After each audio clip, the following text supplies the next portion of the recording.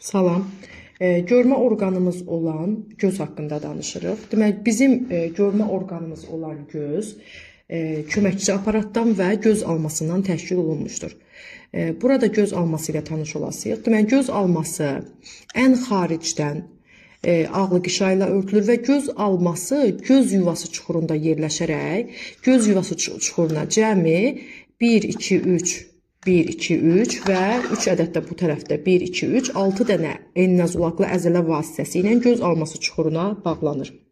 Və bu əzələlər, enli zolaqlı əzələlər olduğu üçün onun fəaliyyəti iradidir. Yəni biz gözümüzün almasını istər sağa, istərsə də sola hərəkət etdirə bilirik.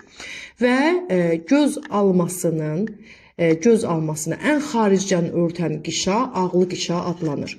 Ağlı qişa gözü xaricdən örtür və onu xarici təsirlərdən qoruyur. Ağlı qişanın öndə davamı olan qişa buynuz qişa adlanır. Baxın, bu buynuz qişadır. Ən güclü şüasındıran mühit hesab olunurdu. Ağlı qişanın altında açırıq. Ağlı qişanın altında yerləşir digər qişa olan damarlı qişa. Damarlı qişa gözü qidalandıran bir qişadır.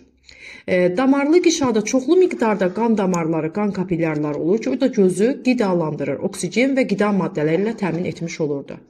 Və damarlı qişanın davamı olan qişa vardır ki, bu qişanı biz adlandırırıq quzehli qişa. Quzehli qişa damarlı qişanın öndə davamı olub gözün rəngini təmin edir. Və əgər pigmentlərin miqdarı burada az miqdarda olarsa gözün rəngi açıq rəngdə, əgər çox olarsa gözün rəngi tünd rəngdə olur. Məsələn, baxın, burada gözün pigmentinin miqdarı az olduğuna görə göz mavi rəngdədir.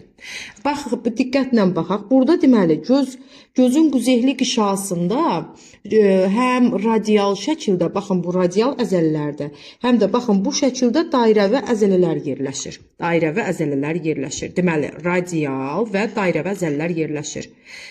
Dairəvi əzələlər yığıldıqda, baxın, bu əzələlər yığıldıqda bəbək daralır, radial əzələlər yığıldıqda isə bəbək genəlir. Çünki bu qişanın ortasında, yəni quzehli qişanın ortasında bəbək adlanan dəlik yerləşir. Və bəbəyin genəlib açılması, böyüyüb balacalanması əzələlərin sayəsində baş verir. Dairəvi əzələlər yığıldıqda bəbək daralır. D ilə yadınızda saxlayın. Dairəvi daralır, amma radial əzələlər yığıldıqda isə bəbək genəlmiş olurdu.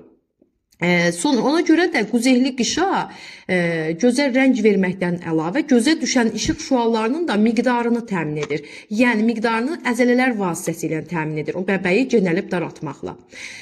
Sonra gəlirik damarlı qişa. Damarlı qişanın altında, demək, quzehli qişanın altında hər iki tərəfi qabarıq olan billur yerləşir. Bu billur yaxından və uzaqdan görməni tənzim edir. Billurumuz yaxından və uzaqdan görməni təmin edir. Əgər yaxındakı əşyalara baxırıqsa, billurun qabarıqlığı artır, amma uzaqdakı əşyalara baxdıqda isə billurun qabarıqlığı azalır. Və ona görə də bu, deməli, həmin qişa, yəni billur, iki tərəfə qabarıq billur, nağarır işıq şüalarını fokuslandırır.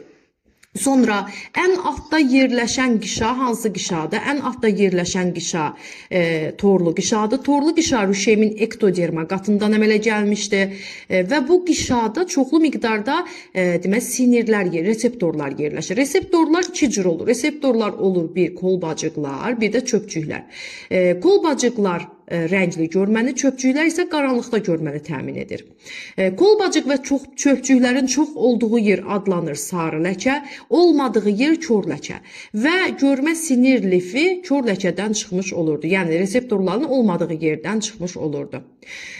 Bəzən insanlarda çöpçüklərin və kolbacıqların fəaliyyəti pozula bilər. Məsələn, çöpçüklərin fəaliyyəti pozulduqda gecə körluğu, toyuq körluğu, ancaq kolbacıqların fəaliyyəti pozulduqda rəng körluğu xəstəliyi əmələ gəlmiş olurdu. Ən nəhayətində göz almasının bütöv içərisi şüşəyə bənzər. İçərisi həlməşiyə bənzər maddə ilə dolu olan şüşəyə bənzər cisimlə örtülmüşdür.